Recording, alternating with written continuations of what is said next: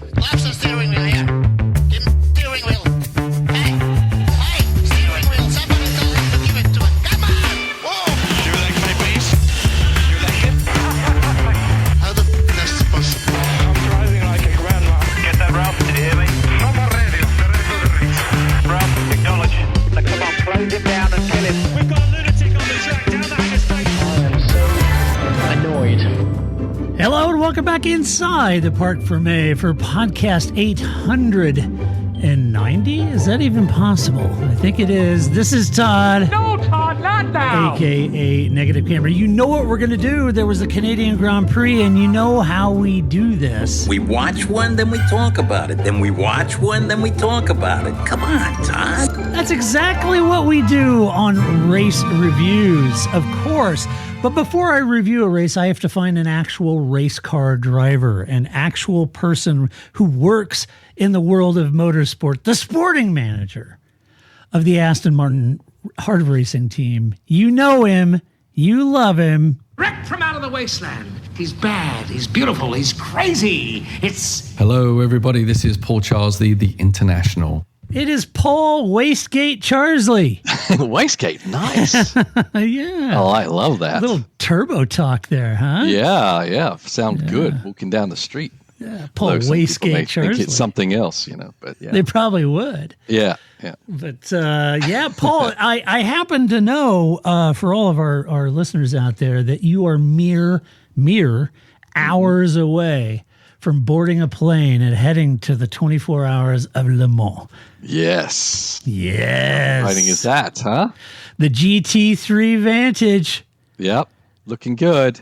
Yeah. Yeah, they were second in the pre-test, if you want to call it that, yesterday. So the car was handling good. Drivers seemed pretty happy with it. So, yeah, let's go. It's good. Yeah. Not the only thing we've got going on there. It's a busy week for me, actually. Yeah. Because we've got Gray is actually, who drives in the SRO series, GT4. He's racing our GT3 Mercedes in a support race called the Road to Le Mans, which is 2 1-hour races. Oh, cool. So that's awesome. It's kind of like a learning series to actually go move up to Le Mans hopefully one day. So that's cool. And then we got the 2 Hannahs who are going to race in something called the Volkswagen Cup, which is basically Volkswagen bodied 200 horsepower race cars, and it's a 4-hour race. So they're going to team up as they do, and they're going to be racing on Friday morning. So I know they're all in different paddocks, so I'm going to be like, I'm going to put my pedometer on and probably have some blisters by the end of the weekend, but it's all good stuff. Yeah. So you got Gray racing, you got Hannah Squared racing. Yeah. And then who's your driver lineup for the big dance? So the same WEC lineup as always, which is Daniel Mancinelli. We've got Alex Ramirez, and then, of course, the young Ian James. The youthful, the spriteful Ian James. Yes. Yeah, he's done a lot of work over the winter, like a lot of fitness work and everything. He's like full guns for this year for that team. And doing pretty good in the series, and the car's looking fairly competitive for Le Mans, so we're excited. Yeah, so he's all svelte, he's lost 2 stone. I don't know how like you guys that. He's done a good job. It's tough. Yeah. He'll be as soon as the season's ending, I'm sure he's going to be pizza and donuts, but that's good. Yeah. That's exciting. Well, the 24-hour Le Mans is just awesome, and super excited about it to share with you guys in the race, and it's going to be super cool. So that is awesome. So watch this space, Heart of Racing. That's your GT team to cheer for there. Absolutely. For the 24 hours of Le Mans. Yeah. For sure. So, Paul, the Canadian Grand Prix, you got that watch this weekend. You and I were watching in real time, texting back and forth all of our quips and observations during the race. Let's talk about this race a little bit, and then we'll jump in to review the teams as they finish.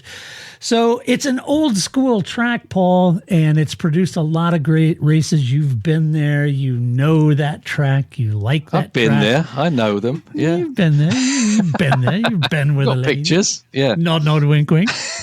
And you like that track. And, it's it can always offer up some great races and has super hard on brakes.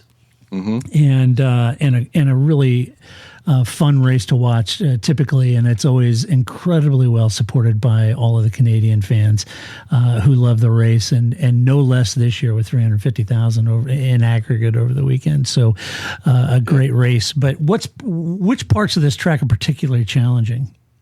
Obviously, as you say, the braking zones. You gotta execute those chicanes to perfection. Although those chicanes, they look simple, but if you get a little bit wrong, it goes all the way wrong, as we saw in the race and in the practice. So it's really being super, super precise to take those curves exactly perfectly and not unsettle the car. So, I mean, it's high-speed circuit, so there's low downforce also. So you're still trying to get these cars. They're used to downforce where it'd be really useful in some of these corners, but they don't have it because it's detriment to the actual lap time. So they're dealing with a lower grip level from the aero while still having to execute those things. So and the walls, of course, very unforgiving. And so, it's a great race. It's generated a lot of good races, as you said. It's a great event to go to if you're, I know we've got Miami and Vegas and all this kind of stuff, but if you want to know what a Formula One race feels like in Europe, go to Montreal. And it's a great fan experience because it's easy to get to the track and out of the track and everything like that. So I'd highly recommend going there for sure. Yeah, it's produced some great races. It had some tragedies too, and I did want to give a shout out. I get to thinking about this over the weekend for whatever reason. It just popped in my head.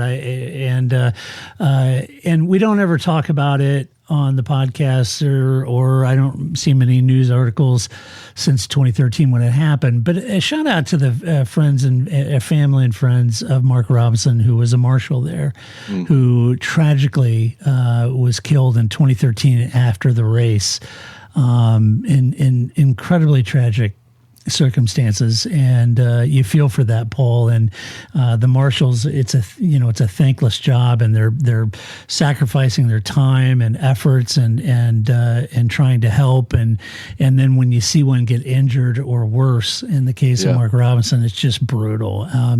So anyway, shout out to the family and friends of there. It was just weighing on my mind this weekend for whatever reason, and I just wanted to mention that Mark's not forgotten. I still thought about him this weekend, and appreciate all the marshals do.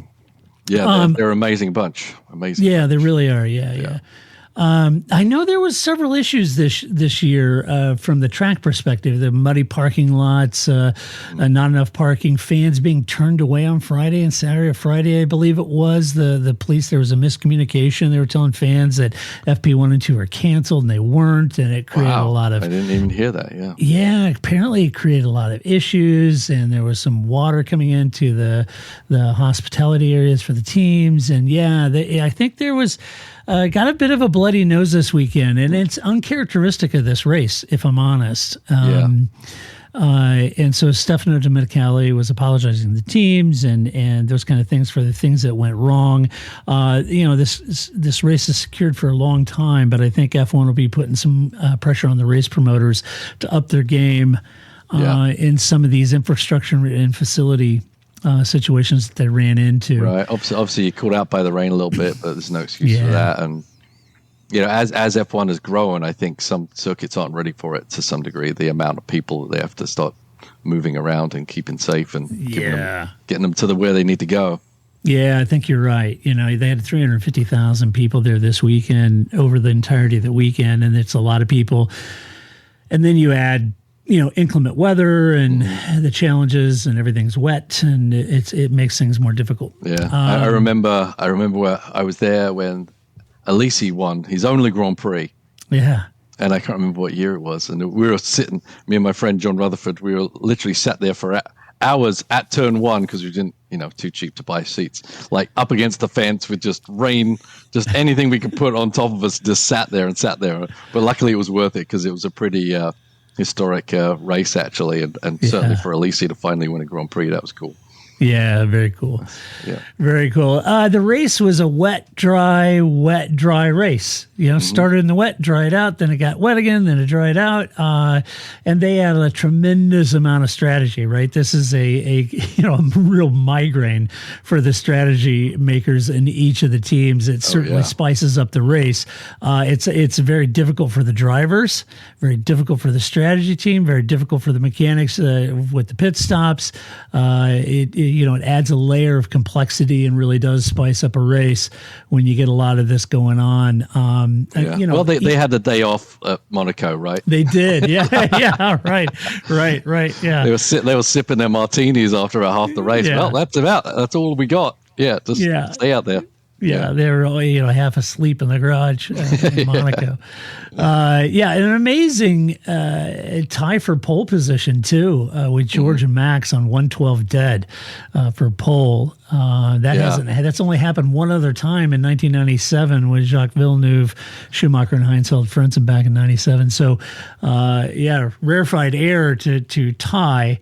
I know they F1 race control measures it beyond right, but they can't officially use that. But they can't officially use it. But they actually know who is the fastest. Nobody's saying, because they only use up to a certain measurement. But anyway, let's jump into the race. We'll talk about the teams as they finished. We'll go through them. We'll start off the top of the sharp end with Red Bull. Obviously, Max Verstappen taking the win in P1.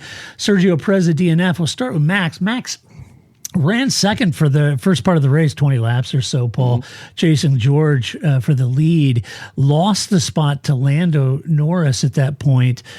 He recovered, was able to get George, and then to get back into P2, to get George to get back in P2. Then he benefited from the safety car in a similar way that he got screwed by the safety car in Miami. It benefited him here, and where Lando got collected by the safety car, Max did not, was able to box. That made it work out well for Max. When Max boxed again, Lando stayed out. And as you and I were texting back and forth, maybe a lap too long for Lando, and that allowed Max to stay out, get the lead on fresh tires, get a heat cycle in those tires. Those tires were hot, and as Lando came out, he was crabbing across the pit exit, on cold tires on a wet spot of the track, and just couldn't hold it. Max got around him at that point, put his boot in it, and took off and took the win. So interesting race in that sense. You could say, well, it's Max's 60th win, it wasn't pole, but he just sailed off in the end. This wasn't smooth sailing. No, he won by just over 3 seconds, folks, and he had to work for every single inch of that. And I would argue, ever since Imola, these upgrades, the upgrades that they brought, the floor and the wings and stuff, that Red Bull, they've really struggled, and specifically with this whole stiffly sprung suspension and curbing and their performance over curbs, they're really struggling. I think what we saw, I don't want to overstate this and make this more than what it was, but I do think what we saw, and interested in your opinion on this, was, the mark of any of the champions, be it, Lewis, Fernando, Vettel, all the past, is that in this case, Max literally adapted, overcame, and drove around the issues that car was having to muscle out a win here. And I don't want to overstate that, but I don't want to ignore it either. Yeah, I mean, it's intensity, right? Like we were talking about when you're talking about the track and getting through the chicanes and being precise. I mean, he literally had to be on his. He made a mistake. He went off at one point. Yeah. But to try and drive around and not be able to take those curves, which are kind of a cheap fix for some things. In the rain, he was probably helped by the fact that curbs can be actually a little perilous. Dangerous, yep. Yeah, and so I think that helped him a little bit. But and the reason being, Paul, for if you're new to F1, those curbs during the rain, the pockets of the curbs can hold a lot of water. And they're painted as well, and painted surfaces are very bad. Yeah, so if you're going across a surface like that, you have to be dead straight. Else any kind of angle, and you can't have any lock in that steering. No, over that. It's going to start moving the car around. So as I said, he benefited from that, but that can't take away the fact that he, as you said, he had to focus 100% that whole race to be able to pull out the win, which is what we want to see. that car obviously has a compromise in it that they need to solve. As Max keeps relating to, it's like, yeah, we know what it is, but they're maybe not willing to give up everything to fix that problem because there's a lot of other benefits with their approach to the car that may come to forth a lot of other tracks where, when they design a car, they try to get them, obviously, the majority of the tracks to favor the car. Some teams with lower budgets focus on 3 tracks that, they can get their cars working at. So I think they're not panicking because I think they see the future a little brighter when they get through some of these circuits that are demanding a lot more curb riding than they want to take. Yeah, I think Mercedes said it was kind of interesting that Red Bull, they came with an upgrade, which was actually a downgrade for them. Yeah. Which left Christian Horner saying, well, that's okay. We still beat you with a downgrade. Yeah. But I mean, it shows that, the wars, I mean, that Red Bull aren't infallible. That's right. And I said, that's right. Just if it's an upgrade that didn't work on this track, doesn't mean it's not actually a benefit at some other track. So yeah, we may find out at Barcelona, right? A completely different circuit and some completely different corners on offer there for sure. For Sergio, other side of the garage, what a tough weekend. He has a new contract. So his race could be someday. He has a new contract. He had contact with Gasly at the start and a crash into the wall, and that ended his race. That was his weekend. He qualified weekend. Like a turd. Yeah, out in Q1. Sergio says he's lost a lot of momentum lately, but he'll work hard to regain it. We could spend a half an hour talking about the re-signing of Sergio, and I think if you go back in aggregate over the last 3 years, Sergio's been 6-7 tenths off the pace of Max. Now 2 years ago, even a year ago, may not have been that big of a deal, such was Red Bull's dominance, but this year Red Bull didn't have that dominance, so 6-7 tenths is massive, and that means you're not going to finish behind Max in second place. You're going to finish down 6th or 7th. Yeah. Such as the tightness of the field with the resurgence of McLaren, Ferrari, and now, possibly Mercedes. So very difficult weekend for him. And then, Paul, he was given a 3-place grid penalty for the next race and a fine for the team. The team asked if he could drive the car back after he crashed and damaged his rear wing, asked if he could bring the car back to the pits. He did so. They wanted to avoid the safety car. Max was leading the race at that time, and he did. And he brought it back, but they said, there was some parts falling off. It was dangerous. You put other people at risk. And so he gave him a penalty for not parking up the car. Will Buxton had an interesting take on that. He said, you could reverse that scenario where they were asking him to bring the car in to avoid a safety car, and you could reverse that and say the team asking him to do something to bring out a safety car, and then you have Singapore. And I was like, well, that's okay. Talking about extreme conclusion, right? Yeah, even close to the same thing. No, I don't know that I'm going to connect those dots. I got to think, Paul. You're in this business. You're the sporting manager for race. If your car has a crack up, if you can get the car back to the pits, that's what you want. Of course, they didn't want the safety car, but they want the car back at the pits. They could fix it. There could be a red flag all of a sudden, and they have a chance to fix it and get back in the race. They don't know the extent of the damage. Could be 2 bolts and throw the new rear wing on. They don't know, so they never give up, right? So, you'd always want the car to come back unless you literally see that it's going to do a lot more damage to your own car. And it's not just, I mean, every team does it, whether it's the Williams with the loose wheel or this or that and everything. So every team tries to do it, as you say. It was funny, though, at IMSA, at Daytona, actually, I think it was this year and last year, there was a car that went off and it literally was dispelling the whole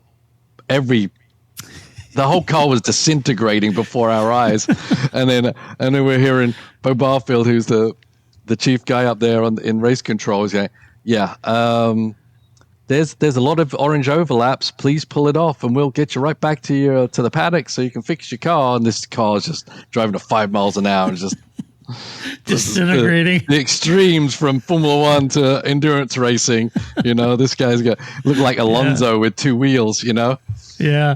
Well, it's like I can remember Le Mans. Cars that are off. There's drivers out trying to restart the car, trying to fix the car. Just anything to limp it back to the pits. That's a different series. We just whole different want to thing. keep going. Yeah, but it's the same for Formula One. They'd rather not have that car craned up and pictures of the underside. They'd rather just quietly get that car back to the pits if you can. And like you said, no, they don't want the safety car out. Max is leading, and I think the implication was, well, if they brought out the safety car, Max would have lost. Well, I don't know that either, and no one does. Max safely negotiated 2 safety car restarts as it was and was in control. So I don't know that that's a foregone conclusion either. But if you can avoid a safety car when you've got a 4-second lead, you'd like to, And so I understand it. I get the penalty, but anyway. But kudos to the team, Paul. Also, difficult strategy calls here. Lots unfolding during that race. As the track started out initially wet, started drying. Do we hang out there? We know rain is coming in 9 minutes. Do we hang out there on those inners? Those inners are getting hot. They're getting chewed up. And even if you did hang out there, when the race did come, or the rain did come back, would you even have enough enters left to even be effective, right? Yeah. So kudos to Red Bull's strategy and team for making all the calls exactly, perfectly. I mean, it's easy to get them wrong, but they're working overtime for sure. Those supercomputers were on fire, trying to think of all the scenarios, and they seem to trust the weather calls pretty well for this race. Yeah. So. They did. Everyone was, and it was correct. They were like, it's coming in 15 minutes. 15 minutes. There comes the rain, right? So it's pretty predictable. So that helped everyone kind of guide them a little bit closer to what would be ideal. And it's interesting because you and I, being here in the Midwest America, those storms up there, I mean, they was very splotchy, right? Yeah. You have sun coming through and then you see a dark cloud and a sun coming through and dark cloud. So the level of accuracy on the timing, I was really impressed with the weather forecast. Yeah, it was. Yeah. And as for Perez, I don't know. I don't see him lasting 2 years. I just don't. I'd be surprised. His contract or not. There's too many other good drivers there that they should give a shot for, because as you say, that the grid is closer, and if Perez is half a second off, he's behind all of them. So they can't afford it. They need to start moving on now. We've got the Ricardos, you got the Liam Lawsons even, which would be pretty much rolling the dice. I'm sure Liam Lawson would do a good job in the end. Whether that's too soon, and we know Red Bull have moved people up too soon also. It's a lot of pressure being on that team. So it is. I don't know. Can I be a little controversial and suggest that Sergio may not be the greatest at wet weather driving? That may not be his forte. I think he struggles in the wet. Where I think conversely, a guy like Lance Stroll actually does do pretty well in the wet. Right. He does do pretty well. He does do pretty conditions, well. Actually.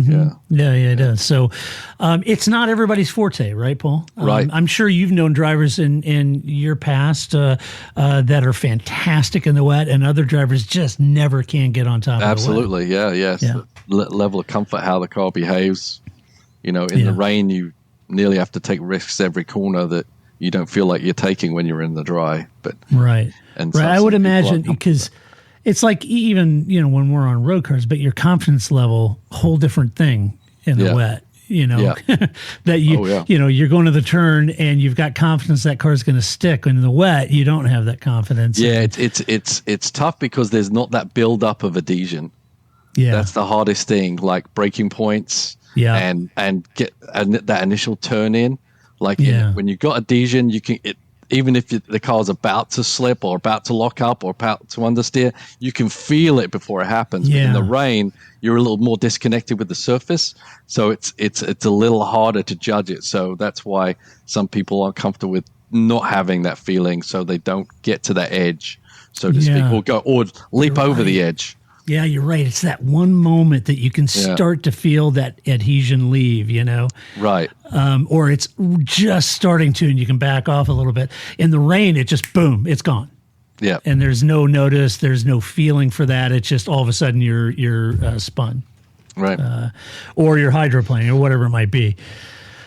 Scary stuff. McLaren, Lando Norris P2, Lando Norris P2, Oscar Piastri P5. Interesting race for Lando. I looked at it and I didn't want to overthink it, but to me, Lando clearly had pace on the inters early on. Yeah. I mean, he was passing everybody. He had the fastest car on the track on inters. Passed Max, passed George. When it got a little drier. When it got a little bit drier, yes. Yeah. It's that in between, right? But as it started to fully dry out, then that pace didn't seem quite there. Right. He built that nice lead, though. What was it, 8-10 second lead, whatever it was. And then the safety car came out. He got collected up by the safety car. He was far ahead, missed the pit stop opportunity. He said it wasn't really the luck of the safety car or not. We could have pit and we didn't. And he said it was our fault and it cost us the race. He says we could have won that. So that happened. He had built up that lead. The safety car cost him 10 seconds. Sort of the reverse, as I mentioned, that happened in Miami that gave him the win. Now it cost him the win, right, in his mind. On inters, he ran longer than Max and George and put in some terrific laps. I mean, he was driving his heart out to try to gain a 22 second lead. But you and I were texting back and forth. We felt like, and you texted right when I was thumbing out the same thing. You said lap too long. And I was like, oh, I think it is a lap too long. You're exactly right. That's where the overlap was on that lap. Yeah. Yeah. Because at that lap was 21 seconds, almost 22. And then that last lap is back down to 20. Max had put the coals to it. Yeah. It was if back you got down that to 20. extra 2 seconds out, he wouldn't have been, maybe he would have, maybe he wouldn't, but he would have been in the first chicane rather than coming out of pit exit when Max got to him, right? So you never know what could happen at that point. Yeah. It's interesting when they call the safety car. Yeah. A lot of series I've dealt with will try to delay or hurry up a decision to not affect a race in that circumstance. It doesn't seem Formula One has that. The 2 seconds earlier it would have taken, they should have been noting that, I feel. Yeah. To not completely hang Lando out to dry. Yeah. They delayed it. Sometimes, as I said, sometimes they'll delay it, give everyone a chance to do what they're going to do, or sometimes they'll make sure they throw it to make sure that the leader isn't impacted negatively for something they didn't have anything to do with, really. Yeah, it is I'm sure it's a fine line, but I mean, you would like it to be where when safety cars are called out, they're done so in a way that doesn't penalize a leader. Right. But with all safety cars in F1, some win, some lose. It's always been that way. But anyway, he came out of the pits, cold tires, that line out of the pits, still water on it. Obviously, there was no dry line there. So as he gave it some welly, his back end twitched out. It was a cool catch, though. It was a great catch. The fans at turn 2 sure had a field day right there. That was exciting. Yeah, no doubt. Yeah. And, it's why, the fans voted him driver of the race and well deserved. I mean, he put on a great job. Yeah. He had that brief scare into turn 2, lost his time that he had gained over Oscar and Lewis, lost a lot of that time, put Oscar right on his tail, then was able to pull back out. So he had that brief moment, but all in all, in balance, as I texted you, it's just been super fun watching the next generational battle between Max, George, Lando. Yeah, exactly. All of the next generation. They're all at the front, and there was Alonso and Hamilton watching from the back, from behind them. Having their own great battle between them. No doubt, But it was so cool to see all the young guns that all came up with each other in karting, Charles Leclerc and Carlos and all those guys. Yeah, they're all battling at the front now, and it's so much fun. And they're all good buddies. It's sort of different. The vibe between them is a little different than it was back in the day. They all seem to get along, off track anyway. Yeah. But so a great race from him. Oscar on the other side of the garage. He was running in P3. Then both Mercs boxed for fresh tires. I suspected, we both did, we were texting, that may be a great move by Merc, and so it proved. They hunted down Oscar, passed him. He tried to hold off George, got very aggressive into that final chicane. Yeah, that was awesome. Which was a great move by him. But eventually the Mercs got around him, settled for P5. He wasn't happy with it, but I don't know that he should be that hard on himself. He was kind of a little bit of a sitting duck to the Mercs on fresh tires. At that point. But you don't. You're always going to be compared to your teammate, and obviously his teammate was maybe should have won the race, and maybe Oscar should have been on the podium. He wasn't quite there, but I did love that move into the chicane. That was elbows out. No, George, not today. And all these things have ramifications for future races. To know. George, we've seen a lot of people give up that inside line going into the chicane, and Piastri Dad was having nothing of it. But, 2-3 races down the road, 2-3 years down the road, George knows that Oscar is not going to be backing off. And if you're going to make it, you better get ahead before you turn that wheel into the corner. Yeah, that's one side of Oscar he's not to be trifled with. No, he's not. He's so quiet. But, he is definitely one of those types. Yeah, he is. I love it. For sure. I like the way I do too. I love it. Yeah, I like how Oscar drives. I'm really excited by him. He's doing really well. Mercedes, Lewis Hamilton P4, George Russell in P3. George led for the first 20 laps, looked competitive, had pole position, looked competitive, led for first 20 laps, was totally in the mix. Unclear how strategy and tire wear would work for Mercedes. I wasn't quite sure on that front. I didn't pay as close attention on their long runs, and because they didn't really get a lot of long runs because the rain impacted FP1 and 2. So I wasn't quite sure. You could tell by Lewis on Friday, Mercedes' pace here at least is for real. They look real. My pick for podium was George in third, and I got it. But I think I wasn't as convinced on their long run pace. Should it be dry and what their tire wear was? Yeah. I think I was probably somewhat justified in that concern because I think Merck even knew it. They boxed for those fresh tires, which was the right move, which put the cat amongst the pigeons at that point.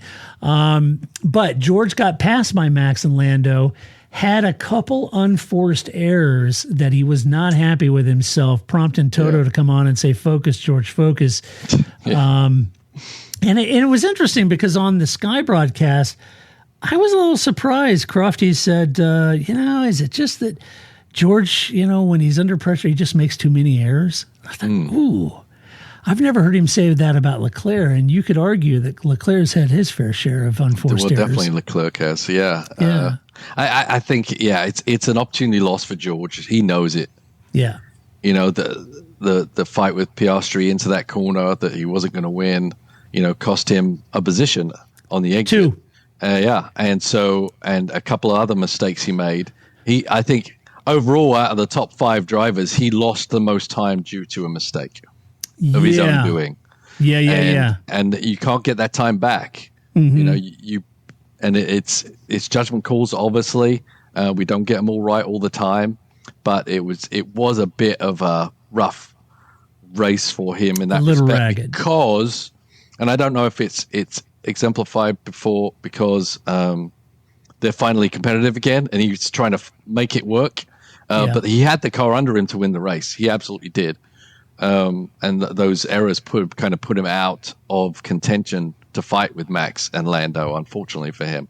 And he had to kind of, you could almost see his redemption light bulb come on once he tried on Piastri, missed that, ran off, Lewis got around him. Then the redemption light bulb went off on him, and you could see it. And then he stormed back with passing Piastri first on the outside into the final chicane, and then put a wicked move on Lewis on the inside on that last chicane and moved up onto the podium. And, at once, from the outside looking in, I say that's awesome because all of the hard work that Mercedes, the men and women Mercedes have done to get that car competitive and get on top of it is awesome payoff to get a podium, first pole position of the year, first podium of the year. They're moving in the right direction. Time will tell. We don't know if this is going to be a long, solution for them at all the remaining tracks, but I was pretty happy for Mercedes and George at that point. Even Lewis looked super competitive. Yeah. However, that isn't the way that he saw it. And, and he shouldn't really. Yeah. Right. I mean, they're there to win. They're not. Podiums are great, and it's better than not being on the podium. But the wins are what they're going for. And I think it was a great turn for Mercedes. I mean, as desperate as everyone was at the beginning of the year, going, oh my God, it's just going to be a Red Bull yawn. I mean, McLaren coming on strong, great. Ferrari coming strong. Now add Mercedes to the mix. Yeah. This is going to be something. It could be a banner year. Yeah, Lewis had a few mistakes early on, cost him some time, had that great battle with Fernando Alonso. But once he was on those hard tires late, the race really sort of came alive for him. Those hards once those hards came to life, he started to move up the field. He looked good for a podium when his teammate ran wide. Unfortunately for Lewis, he lost the spot to George, put a move on him down that final straight into the last chicane. Lewis getting a little chippy over there. Comments. I got to be honest with you. He was here. I don't know this, but judging by what George said he did after Friday practice, looking at Lewis's data so he could understand, because Lewis was very fast on Friday. Yeah. George made those changes and took pole. I don't think Lewis is very happy about that, number one. No. And then number two, to get that move pulled on him and a couple of his own mistakes during the race, Lewis is pretty hard. He said, he made mistakes. He got to get his head in the game. But he said he was really positive about the competitiveness of the car, and fair to him. So, yeah, a good battle with Fernando. He jumped Fernando, got that done. But, it's interesting. He hung out with Fernando a little too long. He should. Yeah. He definitely should have done that. And, we know the situation. Lewis is leaving. Sure. Even if the team's asked him to team orders, I don't think anything would have happened, between them. But, the team have the data and they have the right to use it. And definitely Lewis has no right to veto any of that stuff. So he's going to have to kind of get used to it, really. It is going to put him at a bit of a deficit to George, honestly, as the season evolves. It will. But, in the big scheme of things, I think, Lewis is obviously an exceptional driver. He should still be fighting up there at the top. And he was just maybe just a little off of what George was capable of for whatever reason. It looked like their cars were different. Their strengths, I think the Oscar and Norris, you'll say that their cars are kind of strong in the same points, but it didn't seem like they were a little different in their setup and where and how they were going to be fast. And in the end, Russell's was a bit more positive. Yeah, agreed. Aston Martin, Lance Stroll, P7, Fernando Alonso, P6. Fernando had a good battle, like I mentioned, with Lewis. The old guard went at hammer and tongs back there. That was a lot of fun to watch. Lost out during the first safety car, though. Dropped back into P6. And from that point onward, completely lonely race. You didn't hear anything about Fernando. I don't know if you saw anybody back there. I don't know. He just ran home to P6. So not a lot to report about Fernando's race. Lance said it was one of the trickiest races he could recall. He said that he was very happy with his race. He stayed out of trouble, drove well, making a stop for the second set of enders, and then the hards at the right time. The team got the strategy spot on. Managed his wet weather tires. Was managing really those enters the first part of the stint. Because they were trying to run long to see if it was going to rain or not, and he did a really good job. And then, especially when the enters, as the track dried out, he had tires left, which was good. Yeah, and I think the good thing is, I think this showed that the Astons have been dropping back recently a little bit. despair there, I think, with their pace, but I think they were right on it, and Lance backed that up with where Alonso was. So I think that was really positive for Lance, actually. He takes a bit of a beating and sometimes well earned, but in these conditions is a strong point for him, and Alonso's going to be strong no matter what the conditions are, really, as long as the car's underneath him. So I think for Lance to be on the tail of Fernando is a great option there. Did you see Alonso's car control when he was battling Lewis in that wet? Oh, yeah. That car was all over the place. Snap oversteer, understeer. Alonso, it was just going crazy. But you know what? I think sometimes he does that to put the car off behind. He might. It's probably not used by too many, but it is a strategy where if you can look like you are just driving on the edge and you're about to crash, it makes people check up a little bit, and I could see Alonso using that as he's got a lot of tools in his chest. Yeah, that might also be one of them too. I wouldn't put anything past him. No, I wouldn't. And it's good to see, because we've talked about Lance before. He actually does pretty well in changing conditions. Yeah, he does. That's where he's had his best races, really. Yeah, he really has. Yeah. Team RB, Daniel Ricciardo P8, Yuki Tsunoda P14. Dan got a 5-second penalty for a false start. He served that during his first stop. And to be fair, I didn't. He didn't get the best of starts, period. Right. Drifted backwards early on. Once the track dried and he was on mediums, though, he was able to really start to show that RB's pace. And both of them looked quick all weekend, to be honest with you. He started picking his way back up through the field, got up to P8, good points, and it ought to make Jacques Villeneuve happy. Yeah, Jacques was all over him. But and Jacques was long in the tooth in Formula One there. Yes. So it's pretty funny for him to say that stuff, because I think Jacques was toast about 2 years before he actually got the boot in Formula One. Yeah, I would say that he didn't follow "It's better to burn out than to fade away." I think Jacques, his career waned, and we all, bore the brunt of that as he stayed in the series. Yeah. Now, Ricciardo, I think, he got shuffled back a little bit in those first couple laps, but I think it's about that he needs that result. And so he's not going to drive with reckless abandon for the next person in front. He's just trying to survive, because he has a car that can do well in the race. Yeah. Survive those first 2 laps, don't get involved in an incident, and then hopefully, get some points. And I think, that ideology does make you more susceptible for losing positions at the start of the race. Yeah. He just wanted to keep out of trouble, stay in the race, and see what they could achieve through strategy. Right, yeah. Yuki chose to stay out during the safety car for track position. He was running well into the points. He was running 7th until Stroll got around him. And then when Dan recovered, Dan came up behind him, had a little pressure on him, and he spun. Yeah. And out of the points, drifted the back. Yuki said it was totally his mistake. It was a stupid move, he said. And he apologized to the team. So tough race for the Yukester. Yeah, he was doing well on those long, as I said, very long in the tooth inters.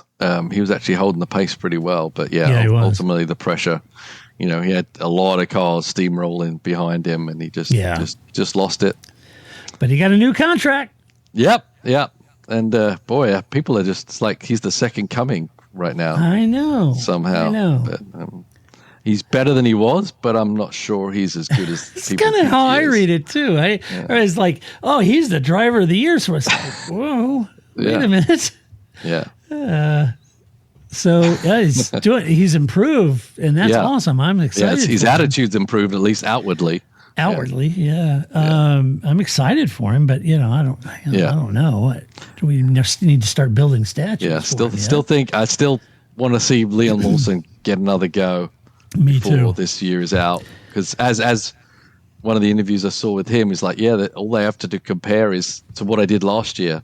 Yeah. So I think we need to see what Liam's capable of. Yeah, me too. Somehow. Yeah. My hunch is you put Liam in Dan's car. I could be wrong, and for Yuki's sake, I hope I am, but I think that may expose the reality. Yeah. Right, which is what we saw last year, right? It is what we saw. And now last Liam's year. actually got more experience to draw from. I think he would even be better. Yeah, I do too. Alpine, Pierre Gasly, P9, Esteban Ocon, P10. More fireworks over at Alpine this weekend. Esteban stayed out during the safety car for track position, running in the points. But when Gasly turned up the wick and recovered from being pummeled by Sergio at the start, he really started to come up through the order.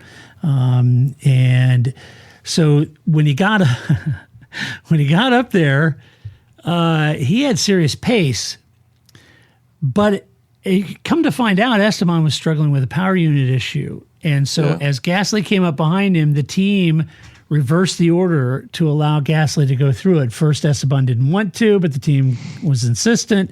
So Esteban let Pierre go by and then said, okay, all right, fine, I let him by, but do the right thing and then reverse it. If he doesn't get Dan and isn't able to pass Dan, well, the problem with that is they reversed it and let Pierre ahead with 2 laps to go.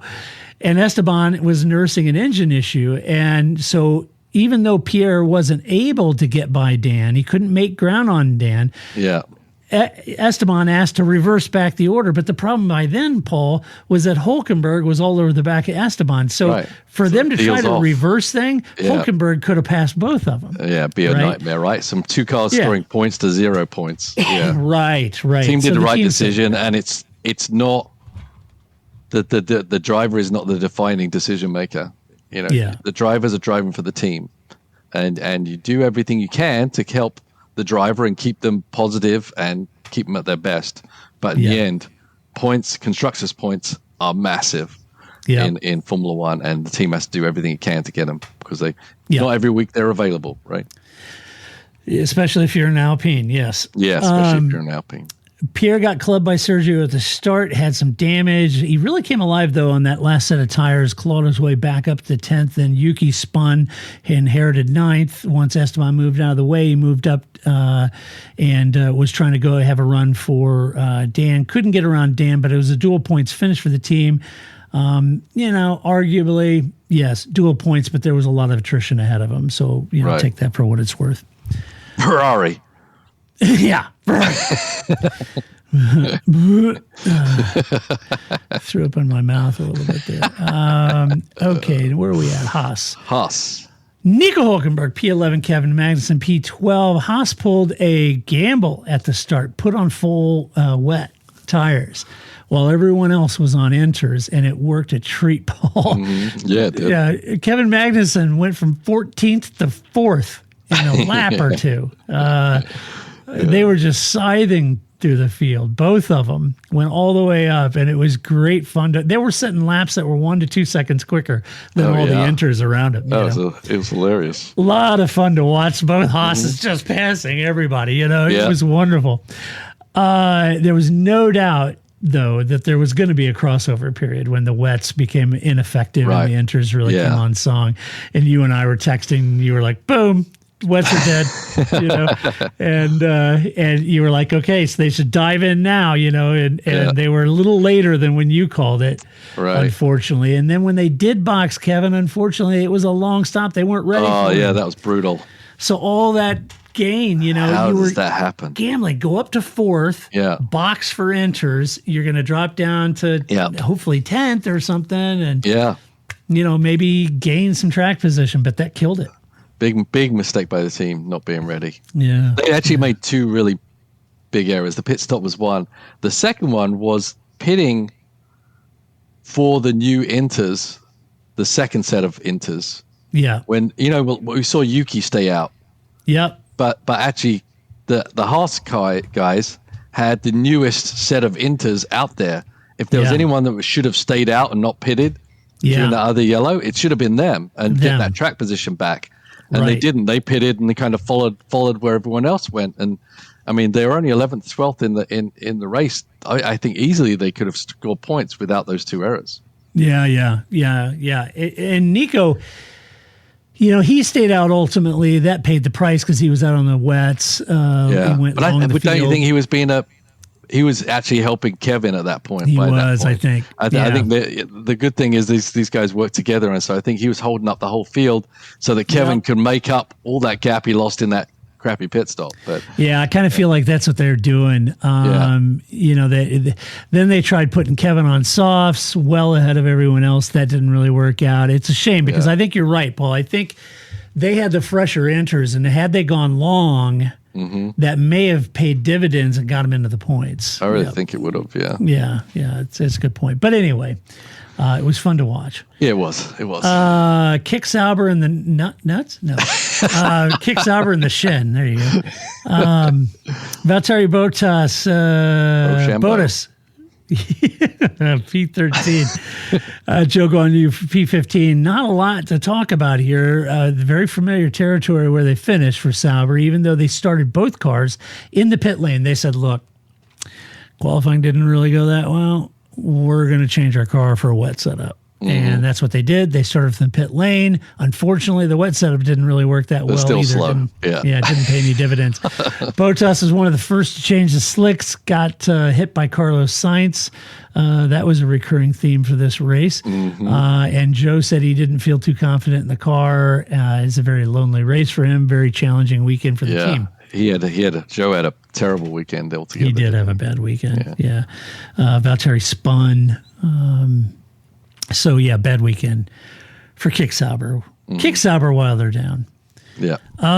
Let's see. Let's talk about Williams. You had Alex Albon, a nice DNF, and Logan Sargent, a nice DNF. Logan ran wide first, backed up, got back on. Then he spun, got turned around, got back on the car. Then he hit the wall.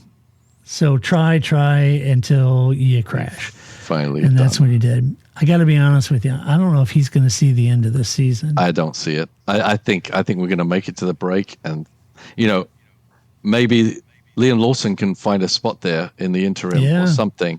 But Williams, they're doing a pretty good job with their car. They can score points, obviously in the hands of Albon, but they need a better second driver. And I don't know what Sargent's bringing to the team, but it's not enough. Right? Yeah, he's bringing money, but when he's crashing and costing the team points every weekend, there's no way he's got that much money coming up behind him. So if I was Williams and I was Vals, I would be like absolutely trying to figure out a way of, reversing the commitment for Sargent for the year and move on. Yeah, because if you look at Alex in this race, he had good points run going. Felt like he was heading towards the top 10 finish until Carlos passed him, then spun in front of him and knocked Alex out of the race. And nothing to do with Alex.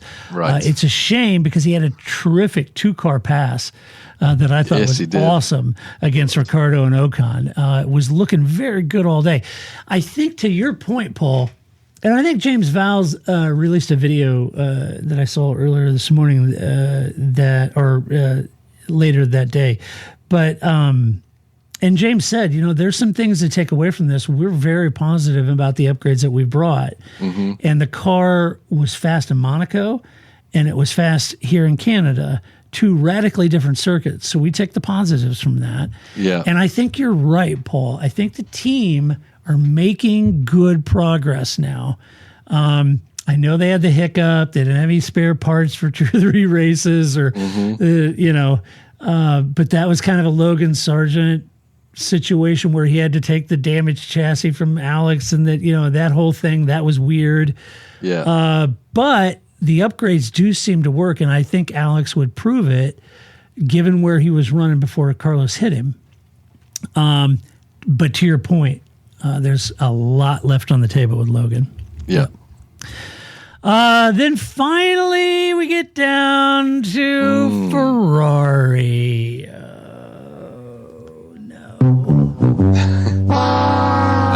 This hurts. This is painful. My fantasy GP team, I'm doing so bad this year. I had Max. You were doing well though for a while when Ferrari were on a rise. I know, and I had Max. My podium this weekend, I had Max, Piastri, and George. I was just off by one McLaren, but my teams. Oh man. Ferrari, miserable. Yeah. Charles Leclerc, DNF, Carlos Sainz, DNF. Miserable weekend for Ferrari. They went from hero in Monaco to zero in Canada, starting well back in the field during qualifying. Charles had an engine issue costing him a second or more down the straights. The team put on the hards. He did a reset of the engine. That fixed the engine, but it was a very slow stop. Then they boxed again for inters. That put him a lap down. At that point, they said, oh, hell, let's not put the mileage on the engine. They boxed him. They parked up the car. Game over for him. Carlos was ping-ponging off a few cars. He hit Bottas to begin with. Then he damaged his front wing. And then he spun. After passing Albon, he spun in front of Albon and took Albon out. It was a galactic failure on Ferrari's part.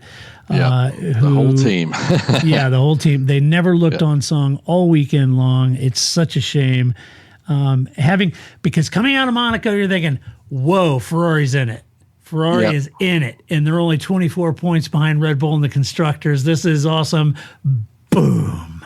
Explosion. I don't know weekend. what the hell happened to them this weekend. Honestly. I don't know. Hopefully they can figure out what happened to them and fix it, but it was disastrous.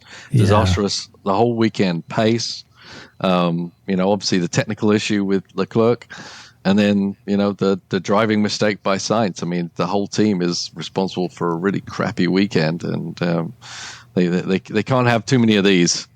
Yeah. McLaren and Mercedes are pretty strong. I don't think it's gonna be like this. There's something weird that happened this weekend. I'm not sure what with the car or what was happening, but something very strange, and hopefully they can rectify it for the next race. I'm sure they will. Yeah, I hope so. Yeah. Fingers crossed. Yeah, you do. Yeah. Oh my gosh. Yeah, I went all in on Ferrari, and Yeah. Well, I've had Ferrari on my team till this weekend. I dropped them and wisely. Yeah, I wisely dropped them. I had Mercedes and McLaren as my constructors. Man. Worked out pretty well for me. Approval. Yeah. Up to P6. Yay. Yeah. You're killing it over there. Killing it. Yeah, I sank like a stone. You did. I sank like loose change in a couch cushion. It was terrible. I think I'm down to 20th. It's just miserable. I think you were ahead of me last week, so that's the crazy thing. I know. Yeah, it's terrible. Just terrible. With your life and how Ferrari goes, doth you go. I know. You and Ferrari, I won. You and Lando won. I fall with the prancing horse. Yes, I know. I live and die with the prancing horse. Oh, and not even Italian. Yeah. No part Weird. of me. Yeah. I know. Let's do some awards, shall we? First award is Move of the Race. Seriously, Todd? Yes. Seriously. Who'd you have Move of the Race, Paul? Oh, there was a few. There was quite a few, actually. So I'm going to go with the Albon move, where he passed Ricciardo and Ocon into the same corner. That was great move. Opportunist, and he talk about thread the needle. Yeah, talk about that. It was like, I'll pass Ricciardo. Oh, wait, hey, there's opportunity here. Ocon. Stick my nose in. It's only Ocon. Yeah, it was great move. I had that one down too, just to mix it up a little bit. I'm going to go George on Lewis. Okay. It was sort of a new generation, kicking the old generation in the backside there a little. Not easy for Lewis to take right now. No, it's not. And it's pretty ballsy of George because it's wet out there. Yeah. And you see him catch that up when he went out on the inside. Boy, he had to catch that. Then he made it through the chicane, coming to the wall, had to catch it again at the wall. It was a ballsy move. Focus, George. Focus. Focus. So that's who I gave it to. Yes. Get down. All right. Next word is Donkey the Race. We'll do it live. All right. Paul, who'd you get? It's all colored red, my friend. I'm sorry. I know. Yeah. When they said paint the town red, they didn't. I know. That. It was so bad. It's so bad. I think you know what the problem is just as well as I do. Yes. Yeah, I do. Hell. That's who I had, Ferrari. And then finally, Drive the Race. Get down. Get down. Get in there, Lewis. Yes, Paul, driver of the race. Who'd you have? It's a close thing. There was some good drives. There was a lot of mistakes, but I'm going to say I'm going to give it to Norris because I think it was well his deserved. A safety car reversed. I think he actually had the pace to beat everybody today. And he didn't quite get there, but I think he drove an impressive race the whole time. He drove a great race. Yeah. Those laps he put in while he stayed out. Yeah. That's qualifying laps right there. Yeah. He was. You had a couple of moments, obviously when the surface was a little mixed also at the beginning of the race where he started to make up all those seconds. I know. A couple of moments you just saw, he had the bit between his teeth. Yeah, man, he was on it. Just to mix it up a little bit, I'm going to give it to Max. Okay. I know it's popular and fun to beat up on Max lately, but I think he drove an amazing race this weekend. Wasn't the fastest car on the grid. Driving around, he adapted, overcame the issues of that car to drive around the issues of that car, and then grabbed it by the scruff of the neck and hauled that thing up for a win, and won by just over 3 seconds. So that was a champion's drive. That's what champions do. And I've seen that from champions in the past, and I just thought it was a great race for him. A fantastic performance. It was, yeah. That's Can't my take choice. it away from All him right. just because he's been dominant, It was a great drive, Yeah. Well, Paul, I'm wishing you all the best in the 24 hours of law. You know what they say? It always rains at Le Mans. Yeah, and it's looking likely, right? So it's not supposed to rain like super heavy, like one of those night-long things, but it looks like it's definitely going to be a bit of precipitation, let's call it, through the weekend. Yeah. Well, the good news is at Le Mans, the nights are short, unlike Daytona 24. Right. The nights are long and cold. So long. So long. And you stood at the very top of Daytona up there with blood freezing doing spotting. Yeah. All night. It's nearly the coldest times ever in my life has been at Daytona, as crazy as that sounds. No. My legs are shaking. I'm just, where's my peanut butter and jelly sandwich and my hot soup? Yeah. But do me a favor when you're over there. I know it's France, but at least find a good Belgian beer and have one. Oh, yes. Okay. Yeah. Will do. Yeah. Find a good one. All right. Well, that's what we think of the race, the Canadian Grand Prix. Let us know what you think. You can do so by going to theparkforme.com. Share your opinion. Just do it to Corman's Civility. As always, a huge, huge thank you to our Patreon supporters. We would not do this podcast without you. And it is a true honor to have your support. And we really, really do appreciate it. If you like this podcast, share it with a friend. Give us a good rating on your favorite podcast player. As always, you can watch this podcast on our YouTube channel. Links in the post for this podcast at our website. And you can watch if you want to see Talking Heads. And until next week, when we come back to do it all over again, and we're going to get an exciting race. I'm going to tell you. Oh, yeah. She loves Canada, too. Yes. She loves Canada. She's been to Canada. And she's going to be pretty darned excited about this race, as she should be. Yeah. I, too, even a Ferrari fan, I am super excited for McLaren. So happy for him. So, all right, Paul, best of luck. And we're going to see you back for the Spanish Grand Prix review. And until we come back and do that all over again, this is Todd, a.k.a. Negative Camber, saying so long. That's it, man. Game over, man. It's game over. It's not what I feel I've got to prove at all. I don't really want to prove anything. I started as an amateur with no idea or no intention of becoming world champion. I was curious to find out what it was like to drive a car fast, to drive on a certain circuit, to drive a certain type of car.